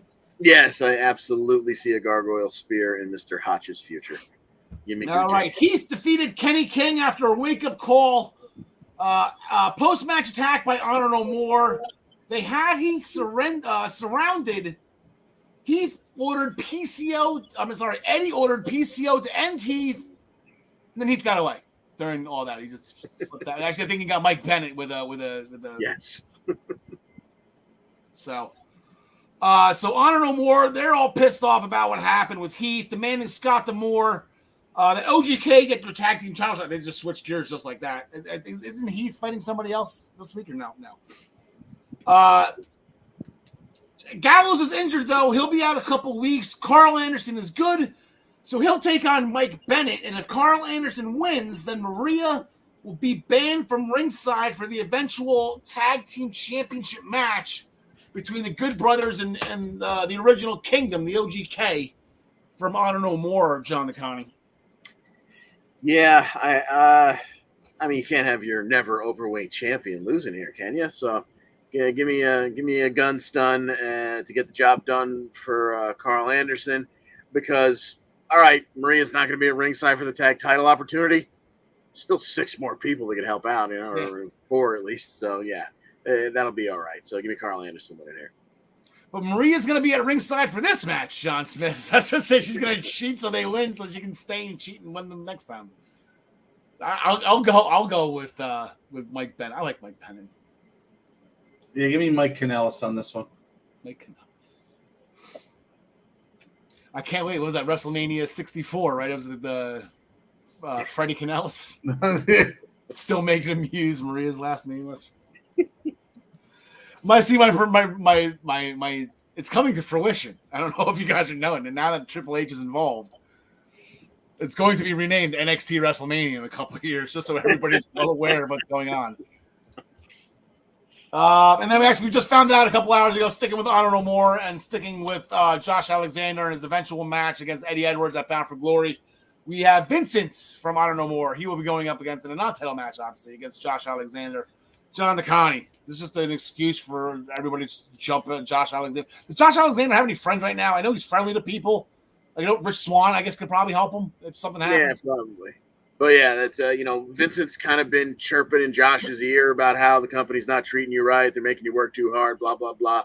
But I think this is just Vincent getting some lumps, and then afterwards, Honor No More on the 6-on-1 attack. PCO will probably be in Vincent's corner. Those two are friends. I think if anything happens, they should be tag team. Well, I mean, brought him back for the dead, for Christ's sake. Yeah. John Smith. Is that what happens? I don't even know the story. Was that the Ring of Honor story that they had? He brought him PCO back from the dead. No, that was on Impact. When they were in the 2300 arena, PCO got beat to hell by Jonah, and Vincent went out to the car, got jumper cables, and hooked him up to that stupid thing he wears around his head, and that's how he brought him back. I missed that one. I don't know where the hell I was at. John Smith. Yeah, give me Jean-Pierre Lafitte. Jean-Pierre Lafitte. All right, gentlemen, that's going to bring us to main event time. And AEW Dynamite. Whoa. John DeConnie, the show, did it start with the 2 out of 3 falls? I was expecting another freaking, it started with it, right? I mean, here we go again, another 60-minute Broadway. But I guess it doesn't matter with Bryan Danielson. It's like, who cares? You can watch Bryan Danielson for an hour. Yeah. Oh, I got to put up with 25 minutes of Bryan Danielson. That's going to be terrible. So it's a best 2 out of 3 falls match. Garcia takes the first fall, and he hits a pile driver again, dropping Danielson on his head like he did the last time. Then he locked in a hammer lock and then went into the Dragon Sleeper. The ref called for the stoppage. That first fall went almost 9.5 minutes, and then Garcia went right back to it. So he's up 1-0. He's got 2 falls in a row on Danielson. If he gets a third, he's going to sweep this, and he'll truly be the Dragon Slayer. Well, he went right back to the well, locked in the hammerlock Dragon Sleeper again, but Danielson kind of pulled him over. He didn't release the submission, so cha-ching. That is technically a roll-up victory for one Bryan Danielson to take the second fall. And then we had just said goodbye to Judo Gene LaBelle the previous week, so the only way this match could end was with Danielson locking in the LaBelle lock to get the tap, third fall, and in just under 26 minutes, Bryan Danielson is your winner of the 2 out of 3 falls match. He extends his hand to Garcia afterwards, which Jericho did not like. He jumped off of the announce desk to run down there and tell Garcia just how much he did not like it. Garcia's kind of caught betwixt and between, and Jericho tells him, you're going to have to make a choice at some point. And I suppose that will be this week. Yeah, it'll be tomorrow night. Yeah, Jericho's, they're going to have a face-to-face. Let's have a face-to-face. Plus, then Ricky Steamboat appeared during the interview, and he thinks that Bryan Danielson should be the one to train Daniel Garcia. This is Ricky the Dragon Steamboat. John DeConnie, Ricky the Dragon Steamboat. We're going to sidetrack here right now. Why not? I know it's going to be that who shall not be named, but you are the timekeeper for minutestobelltime.com here. How did Ricky Steamboat do as a timekeeper for the match? I thought he was excellent. Okay, good. One type, did you feel like, wow, Ricky Steamboat's doing the same thing I'm doing right now? Like, this is awesome. I had to dab some tears away and to keep them from getting on my stopwatch. For a moment, you and Ricky Steamboat were peers. Exactly. There's co-workers. Crazy stuff right there. In-ring promo with Jungle Boy. He's tired of chasing Christian and Christian doing nothing in return. So Jungle Boy proposed All Out. Christian said no. Christian wants to fix everything. Take Jungle Boy to the promised land. Give me a hug. Yeah, give me a hug. He's such a prick. He's an ass. Jungle Boy instead attacked Christian. Looks like they're headed towards All Out. Interview with Powerhouse Hobbs. Hobbs attacked Ricky because Ricky became complacent. He was okay with losing, and I guess that's understandable. So I guess answers that question. I think Ricky Starks has a segment this week too, right? Didn't Ricky Starks have something coming up, John DeConnie? Ricky. I could have sworn. Yeah. We hear from Ricky Starks. Yeah, we're going to hear from Ricky Starks. John DeConnie on Rampage this past Friday with a tag team championship match. Yeah, and I can't say the name of that show anymore without your voice in my head. It is now Rampage. It's all over. Yes, we had Swerve in Our Glory versus Private Party there on behalf of Andrade for the tag team championships. It was only about a 6-minute match, but Private Party put on a heck of a showing. Swerve hit the Swerve stomp and did he get it done. So Keith Lee was in Swerve's ear. He told him he had to go back to Lucha Underground. He had to bring up, he had to kind of embody Kill Shot once again, and he used the JML driver to get it done on Mark Quinn. 1, 2, 3. Swerve and Our Glory remain your tag team champions. Then afterwards, Keith Lee made a point of shaking the hand of both of his opponents, even though Swerve kind of didn't want to be part of it. So, maybe the beginnings of a face turn for Private Party. Maybe. Keith Lee's that type of guy, though. It's the opposite attract situation. This is definitely Paula Abdul and that cool cat from the video. So, that's Hook defeated Zach Clayton with the Red Room to retain the FTW title. Backstage with 2.0. John Smith, backstage with 2.0. Wondering what it'd be like if the FTW title was held by sports entertainers. You think your boys have a shot against Hook to take that title? No, I don't think so. Not yet. No. I'll tell you. 2.0 is here to be in action for a while. And also one Ron Page. Thank you, John. I kind of reminded me. I kind of forgot about that. Athena, she defeated Penelope Ford back. Yay. I like Penelope Ford. With the Eclipse post-match attack by Jade and the Baddies, resulting in Jade hitting Athena with a sledgehammer. So here we're going to go with the AEW Trios Championship brackets. Do I have the right one? We went this one. There we go. This is what we are going into. This is the beginning of the tournament going into last Wednesday night. As you can see, the Young Bucks were accompanied by question marks. It turned out to be Kenny Omega. Everybody, yay. Oh. Kenny's back. Oh, my goodness. Kenny Omega. It's been a while. It's been November. I know it's been a while. The only Kenny I know is my brother-in-law. Ah, gotcha. I know Kenny from South Park. Oh, yeah. Kenny. So Kenny Omega and the Young Bucks, they defeated Facción de Ingobernables. Wow, I spelled that wrong. After a one-winged angel. Oh, one-winged angel. That was beautiful. Dragon Lee. Post-match, Dragon Lee got attacked by Andrade and Rush for losing. Did you watch that match? Yeah. I think Kenny legitimately knocked him unconscious because he was a rag doll when he put him on his shoulders for the one-winged angel. He basically couldn't sit up to properly take it, and that V trigger looked pretty nasty. Oh yeah, the Mandy Rose jumping knee, that thing. Yes, I call it by the other name. That's why it's called the V trigger.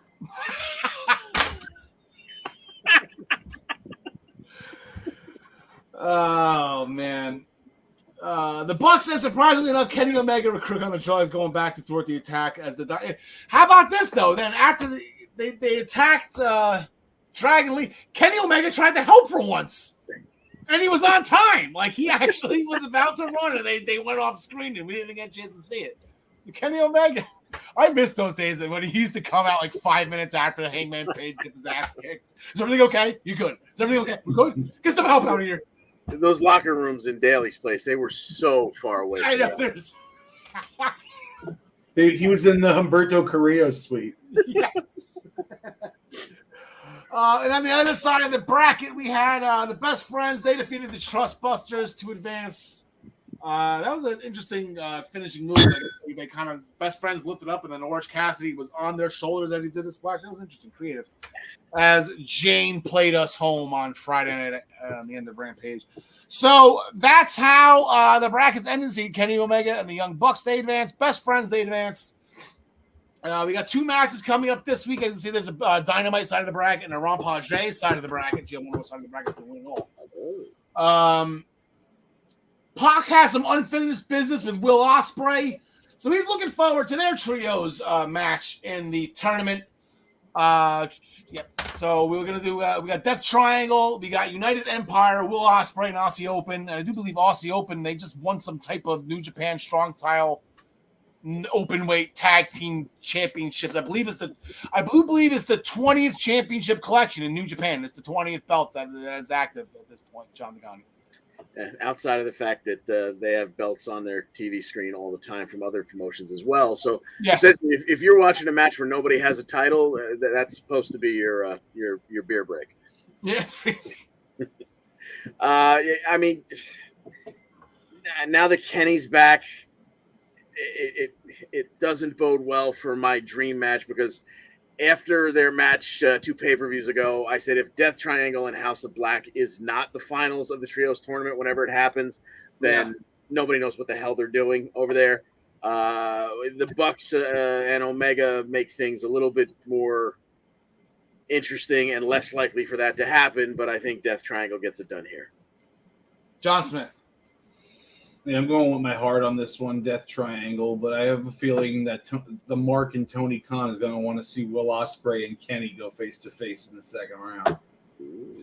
The key to this match, and I can't stress this enough, again, probably as long as Penta and Phoenix can keep their masks on, they will win. That is the only way you can beat those two. Yeah, no dangly things that could get caught on or tied to anything. But make sure it has a chin strap, and you're good to go. Yeah, Phoenix has to tie his extra tight, and Penta has to trim all that crap off the back that's just flailing around that they use to tie it to the middle rope. So I think they can do this. I think that triangle can keep their masks on. And I think, I think Will Ospreay has a championship too, isn't he? The U.S. champion. He's like the Rev Pro British champ, I think. Or no, he still has the U.S. title that's supposedly Juice Robinson's or something like that. Or Juice Robinson has his title. I don't know. We used to have a guy for that. I don't know. Yeah, we used to have a guy. And then on the other side, on Rampage this Friday night, last Friday, Buddy Matthews defeated Serpentico for a tune-up match after Murphy's Law. Post-match, Miro appeared with Malachi's mask, threw it on the ground, which enticed Buddy to attack, which didn't work out well. Got his ass kicked. So we have House of Black versus the Dark Order. Oh, that's the wrong bracket. I'm sorry. House of Black versus the Dark Order. John Smith. I know House of Black should be advancing too, but I think I'm going to go with Dark Order here. I think I'm going to go with Adam Page helping him out, and then setting up like a Page versus Malachi Black feud in the future. Okay, I think Miro is going to have something to do. That's why I'm taking Dark Order. I think Page will be. I would like that Page and Malachi going at some point, but I think with Miro with Malachi, I think that's where we're headed for Labor Day weekend. I think, I'm going to go Dark Order on this one. I think it's going to come down to Dark Order versus just because of Hangman Page with the Bucks. Wow. Yeah, that does make a lot of sense. God, yeah, I guess Dark Order winning this one makes the most sense. Even if they don't make it all the way to the finals, it makes sense for them to here's the thing. Here's where we have to time out here for a second. I just realized the finals of this the final of this, it's only one final. There's one match in the final. I don't really get that. The final is at All Out. Now, are you going to sit out House of Black or whatever to put the Dark Order on this show against Kenny Omega and the Young Bucks? Does the Dark Order need to be? Are they getting the call for this to be the first ever choose? Why are Kenny and the Bucks automatic in this final for you? Because I don't know. You're right. Kenny should have his own singles match. I feel like, or maybe Kenny turns on them and it's Kenny versus the Bucks 1-on-2. Well, eventually, I think it's going to come down to Kenny and the Bucks going up against the Undisputed Era. I think that's the big money match once everybody gets healthy on that side. Oh, so they could be the cause of them losing the semifinal then, the Undisputed Era. I suppose they could. Or the final. If it's on the big show, you do it on a big stage. People would go pretty crazy if the Dark Order won this thing. That's true. After months and months and probably years since Brody's passing, and they do nothing. Yep. I don't even know what members of the Dark Order are left to fill out a team. I know Uno. He has a stupid grin on his face still. Maybe he brings out the minions again. Yeah. His throne of minions. Like Anna Jay left, and no one did they care that Anna left? As long as they look like Johnny Hungy. Yep. Also, last week on Rampage, Claudio Castagnoli issued an open challenge for this Friday for the Ring of Honor World Championship, answered by Dustin Rhodes. We're going to have Cesaro versus Goldust, John Smith. How do you like that? if there was a time machine involved, I'd really like that. But current Goldust, he's over the hill. I mean, he still can work a match, but he loses to Cesaro 20 times out of 20. Yep. John DeConnie, especially for the Ring of Honor Championship, I built that. Yeah. Well, exactly. Yeah, I mean, it was a very compelling setup to it. He came out and said, you and I are a lot alike because until recently, neither one of us had that world title on our resume. Plenty of tag success, blah, blah, blah, plenty of mid-card success. So for a second there, you're thinking, oh, maybe, did they give Dustin a little run here? I don't know. When it comes right down to it, it's too soon. Claudio just won it. He's going to be used to relaunch this brand. Claudio gets the win here. I think we'll get it back. Was that supposed to be Brian from Family Guy or Stewie from Family Guy? Are you looking at that novel that you've been working on? Yeah, that's a good one. The Ring of Honor Championship. Ebbs and flows, climaxes. Probably the greatest move name of all time, John Smith. Do you know what Tony Storm nicknamed? She named her hip attack. Her liquid hips. She named the attack. Sweet Cheeks after music.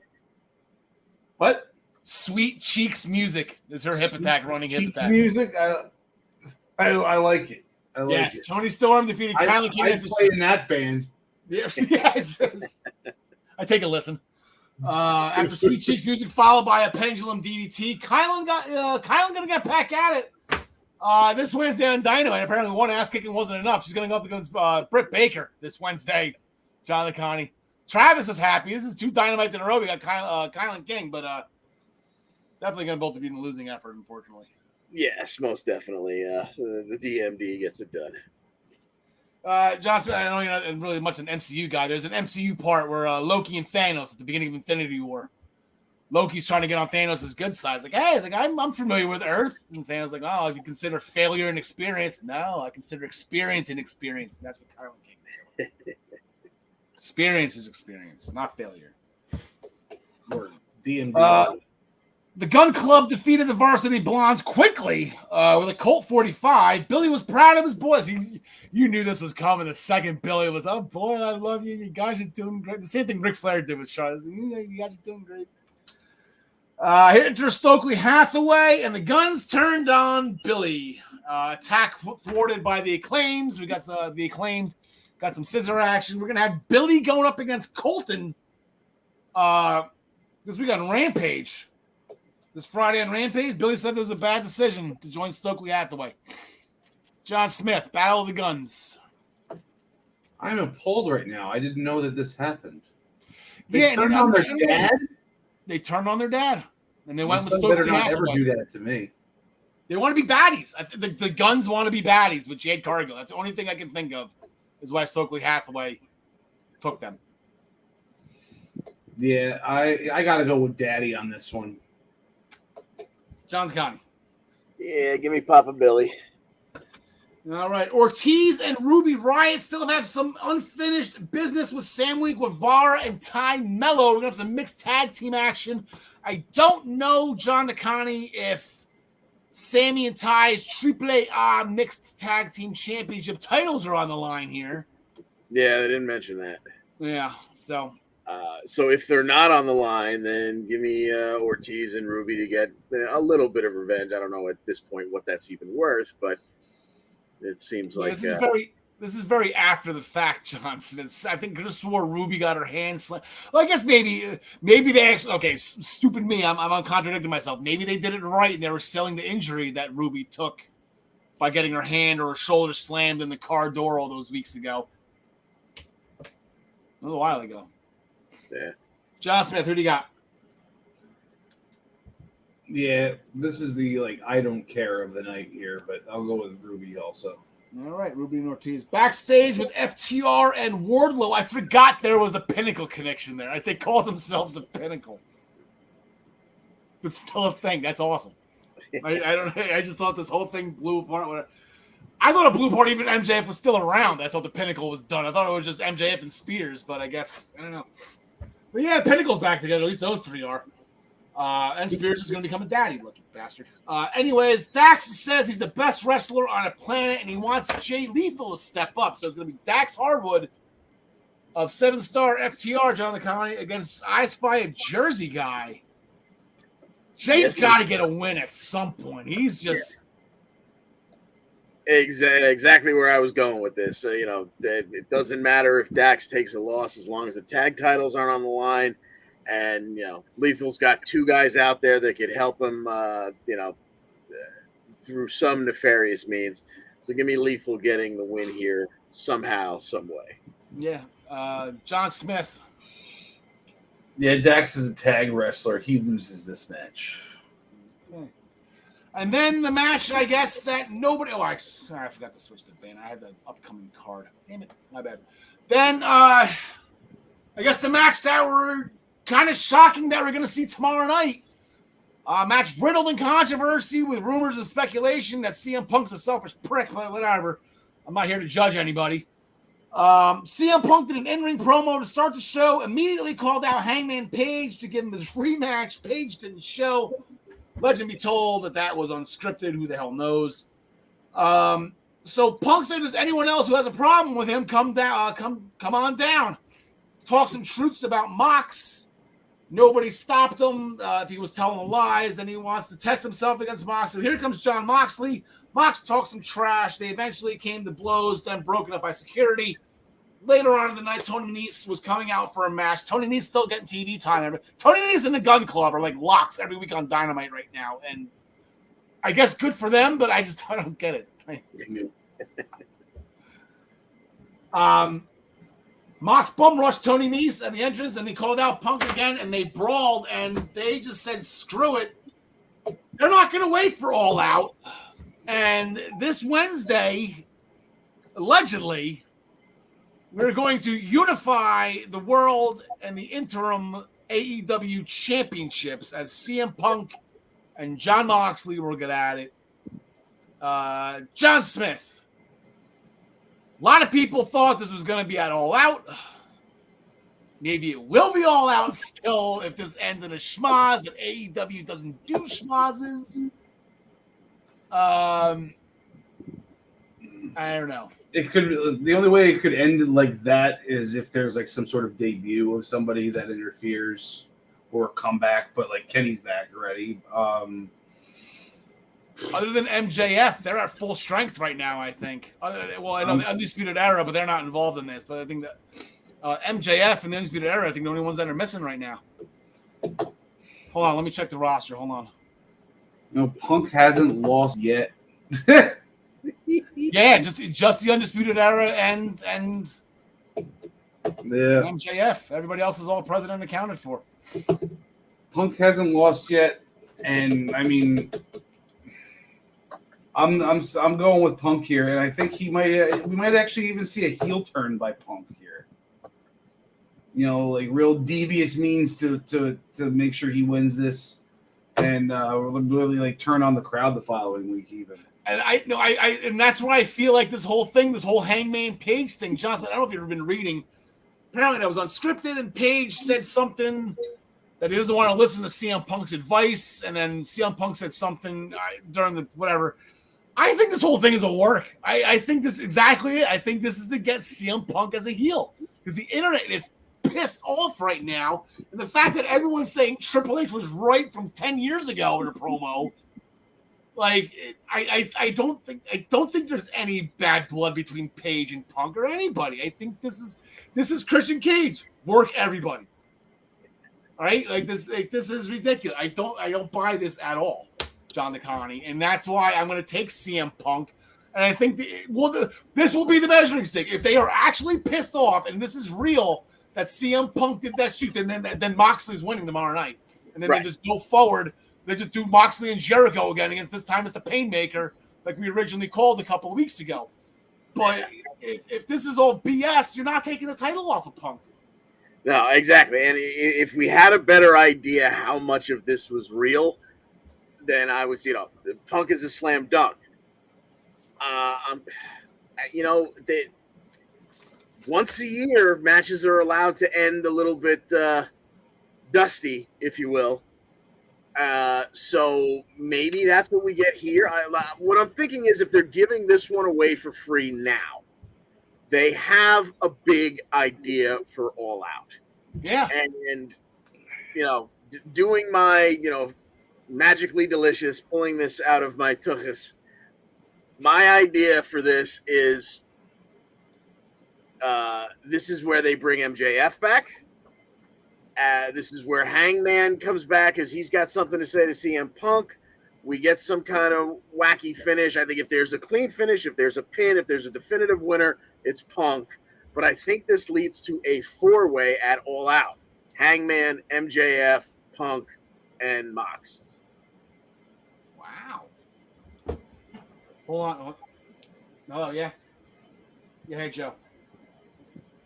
Can't say took us anymore? Gotcha, okay. Jonathan, kind of clean up your mouth, please. Very sorry. Actually, just clean out your desk. You're fired. Tell him I will have my urine sample submitted for drug testing. All right, so let's get into the Raw. Let's get the grace. Let's get into the Raw roll-up. Good decent week this week. We had 5 Raw roll-ups, 1 for every brand. Carmelo Hayes for NXT. Bryan Danielson in that 2 out of 3 falls match for AEW. Macklin in that elimination match. He rolled up Moose. Casey James showing she belongs on the main roster, rolling up on one for SmackDown on Natalya. That's Natalia's 3rd, and then Io Sky last night on Raw. She got Asuka her 3rd. So here's not everybody. I guess everyone kind of has to hold pace here. I don't even know if NXT is going to stay at 14, and I think that'll be the end for them. And unless if Tyler Bate rolls up Trent Seven in that tournament final, the competition's over. That match is their Ric Flair versus Sting at WCW. What was the last ever ECW match, John DeConnie? Rhino and Sandman. Rhino and Sandman. This is Trent Seven and Tyler Bate is their if Tyler Bate can roll up Trent Seven to win the vacated championship and end a brand in history, the competition's over. NXT UK wins, and Tyler Bate will have the greatest Raw roll-up of all time. Right now, currently held by Liv Morgan. The win categories, again, nobody, still the same people up there, and nobody's even gotten a 3rd one. But we have some additions here in the loss column as Natalya and Asuka join Kenny Williams, Theory, Jordan Grace, and Butch with all their 3rds chasing The Miz and Tamina. So the primetime rundown. There we go, primetime rundown. The regular season has concluded and it has resumed its 2nd summer schedule every Monday night at 7 p.m. Join Joey Jarzenka, Ian Schreier, and Mike Szabo as they bring you the world of sports on Monday nights in the thick of the summer right here on the Eastern Observer. I do believe next Monday, John Smith and myself will be on the primetime rundown. We're going over some AFC East football preview. John Smith will be discussing the New York Jets. I will be discussing 6-time Super Bowl champion New England Patriots as we head into the 2022 season. Do you have any interest in becoming a sports reporter? Do you want to be asking high-profile coaches and players questions in person? Do you have an interest? Are you a college student looking to break into the sports media industry and looking to write about your favorite team? The Eastern Observer is looking for interested candidates to join the family for college credit.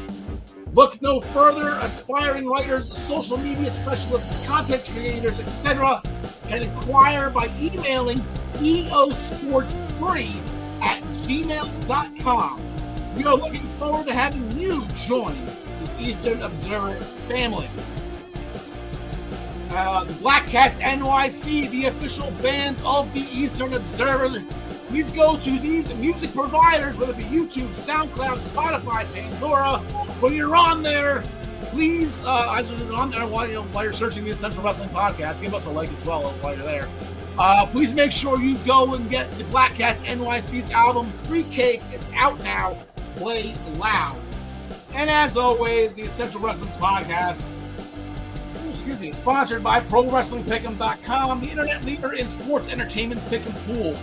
Join us in the Essential Wrestling Podcast public pool to play against us or create a private pool with you and your friends. ProWrestlingPick'em.com. Play against your friends. Play against the universe. And guys, she will like it too. Join us back here next week. We have a huge week. Next week, episode 116, we're going to be making picks for Worlds Collide. We're going to be making picks for Clash at the Castle. We're going to be making picks for AEW's All Out. Labor Day weekend is going to be bat bleep crazy. Make sure you come tune in and listen to us. We'll talk about it. Hear the banter. Chime in with your comments. Let us know what you're thinking. We start 5 p.m. on all of our viewer options. And while you're here and listening and watching now, please make sure that you like this episode and subscribe to the Eastern Observer to make sure you get all the updates on all of our shows and news articles. It is all about the algorithm, people.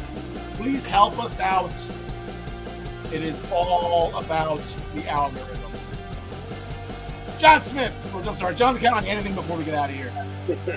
Oh, very busy next weekend, and I'm glad we'll be getting that out of the way before the NFL starts. But wow, that's going to be an interesting weekend.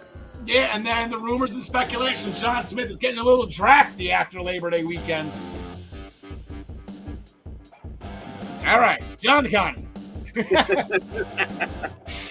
Alexa Bliss, we love you. Larry Steve, forever in our hearts.